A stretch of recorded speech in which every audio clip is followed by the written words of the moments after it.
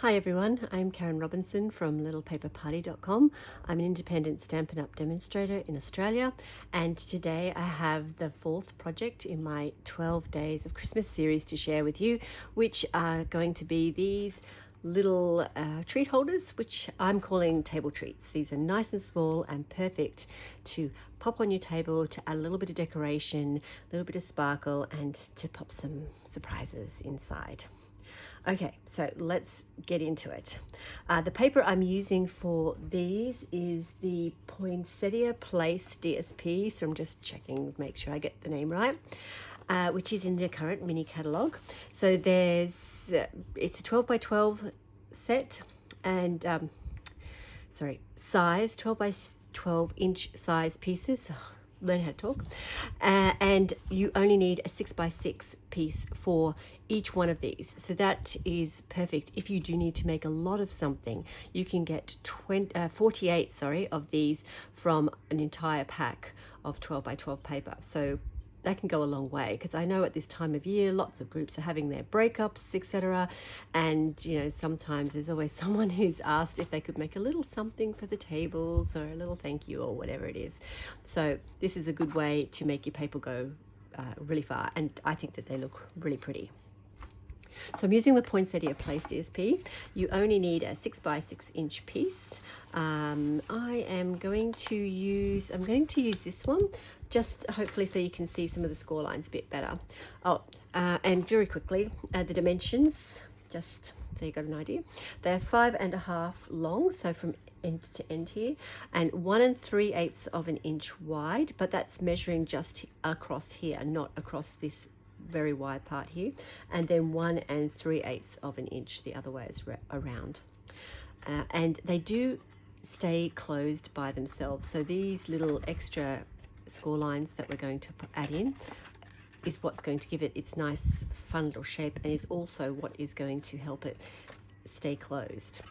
You can add a little bit of adhesive if you want to make them a bit more secure, but they do kind of stay closed pretty nicely just all by themselves, which I think is cute.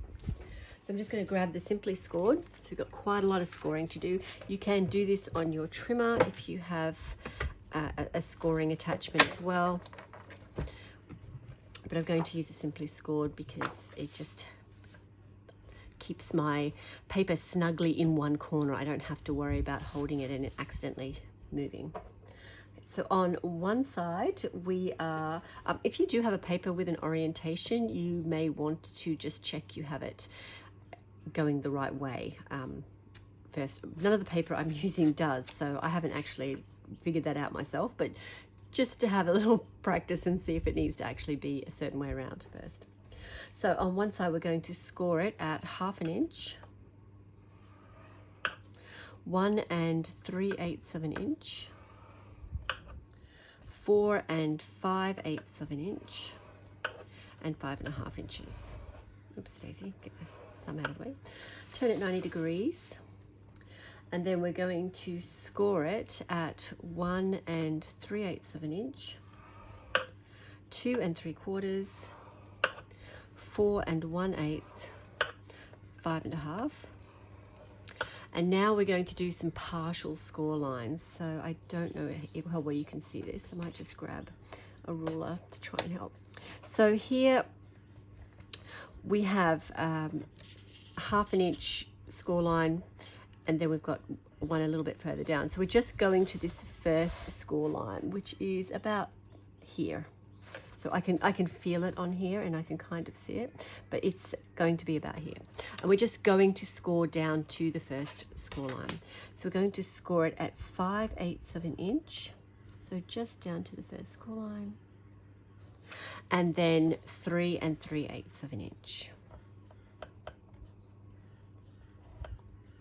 And then we are going to rotate it. So you can either do it down the bottom if you want to, or you can just rotate your paper 180 degrees. And we're going to just do those little score lines again to the same score line, to the first horizontal score line. And we're going to score it on this side at 2 5/8 and 5 3/8. Okay, and then that is it for the Simply Scored.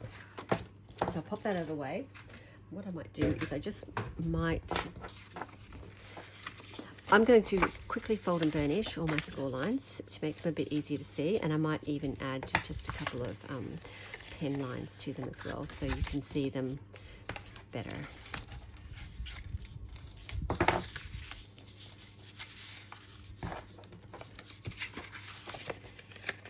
So it's not hard, it's just trying to make it so it's visible on the camera, I think, is the hardest part. So where our little partial score lines are, I'm just going to grab a pen, will be easiest. So I've got one here, and then I've got another one over here, and then on this side I should have one here. So you'll see they are lined up with each other, and then I've got one here, and then here I've got this 1/2 inch score line, and then I've got my next score line, and we're going to join those partial score lines to the corners to make a little triangle, and that's what's going to give us this little shape that pops out.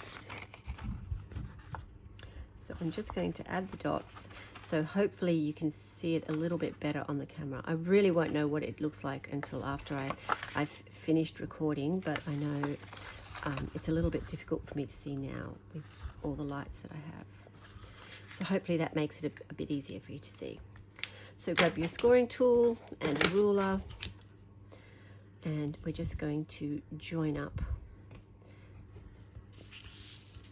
those score lines and make triangles.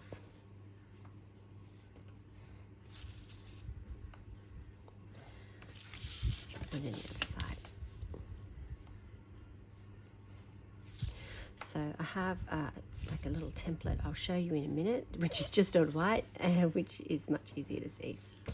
So at the end, your piece should look like this. Or let me have it in the right orientation, it doesn't really matter.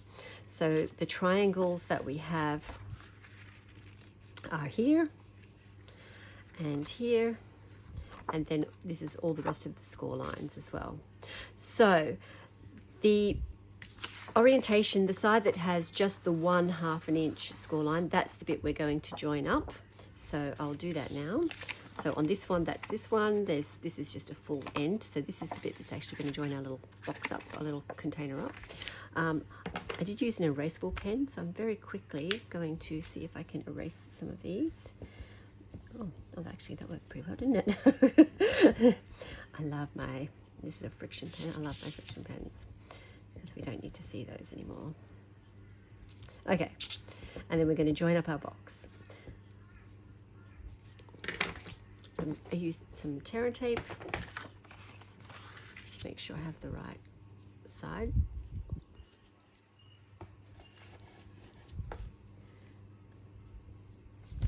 I'm just going reasonably close to the score line. And one thing I am going to do is I'm just going to trim just a little tiny bit of those, just in case my paper wasn't cut perfectly, and that way when I join it up I'm not going to get any kind of unsightly sticky out overlappy bits. You don't have to do this though, totally optional. And then my tape, and then fold it, and then I'm just going to burnish that, go over that with my burn folder so it's nice and secure. And there's the box, basic square shape. Now you're going to grab your box, and it doesn't matter, just make it flat. Doesn't matter what orientation you make it in. And then this is the best way I found it to help it to get into this shape, because it doesn't want to go into this shape, it wants to find it. And then find your score line here, one of your first score lines, and then just finger fold it back and forth. And we're just kind of breaking the paper fibers just a little bit. Do not use your bone folder for this, that will be too harsh. We're just finger folding it just to kind of soften the paper fibers so it will go how we want it to, and it will be easier to manipulate. And then do the same for the top. So just going to bend that back and forth. turn it around, do the other end. So I'm just bending it back and forth, just softening those fibers so it will be a little bit more agreeable when we come to manipulate it, hopefully. Then open it up. So you'll be able to feel where these little score lines, the partial score lines that we did initially are, and then find those and then just give it a little pinch on both sides. Okay, and then pinch this top bit closed, and then we're just going to gently manipulate it. Oh, that worked beautifully. And then it's going to fold naturally along the triangular score lines that we made to make those triangles. And then do the same for the other end. Find your partial score lines, give them a little pinch, and then just gently start. Sometimes you need to like just push in the actual, like the flat bit of the box. It wants to kind of pop out there. Just going to hold that, and I'm just going to manipulate it just a little bit, and it will fold along those triangle pieces, and that's it. Very simple, and it stays together beautifully. I will say, if you keep opening and closing it, it doesn't stay together as well as the first time that you do it, the first couple of times that you do it, but it still will kind of pop closed. And so that's the basic box, and then you decorate it however you want.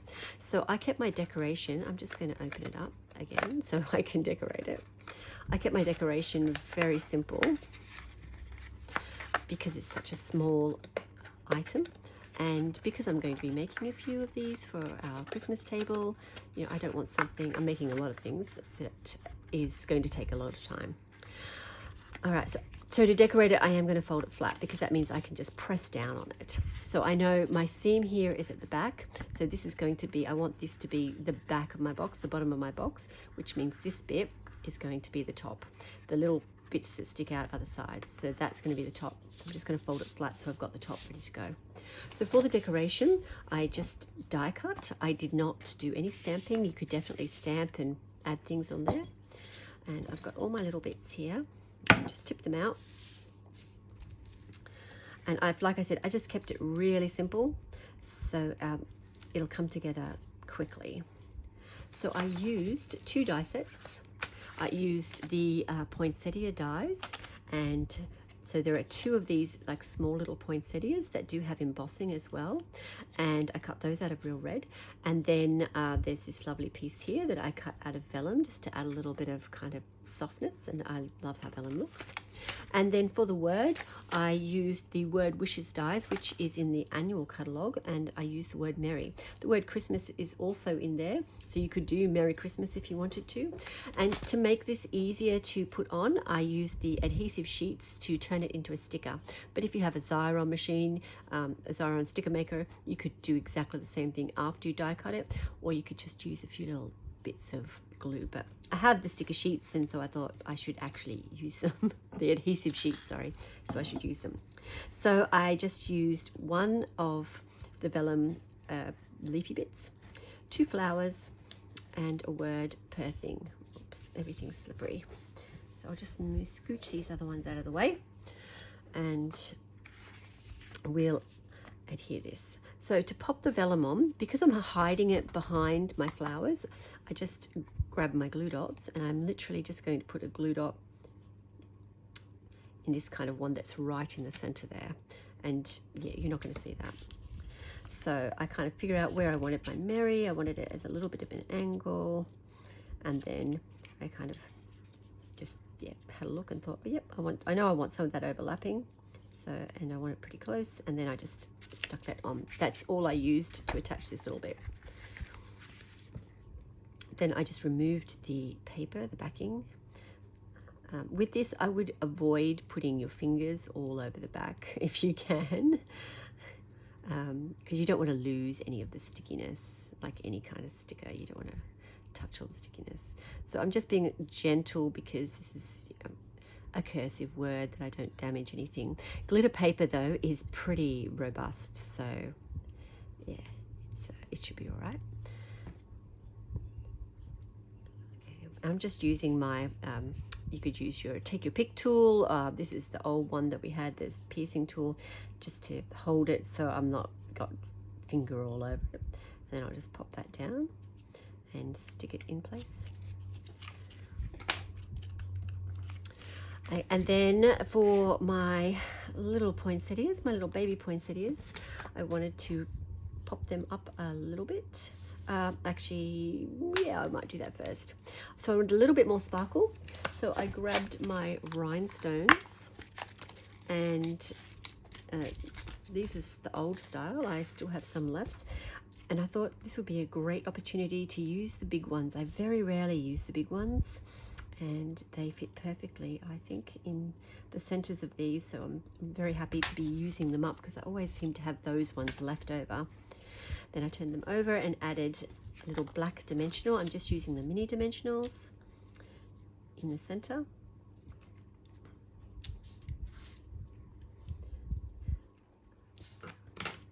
Remove the backing. And I'm going to just pop them onto my box wherever I want them. Oops. Just before I do that, I forgot. This is where my box is going to pop out. I'm just going to trim off that little bit that's hanging over the edge there. I kind of had them however I want. Stick them on. Lift the edges up a little bit. Add a little bit more dimension. These are sitting on the table. They're not going to be, kind of going into anything. And then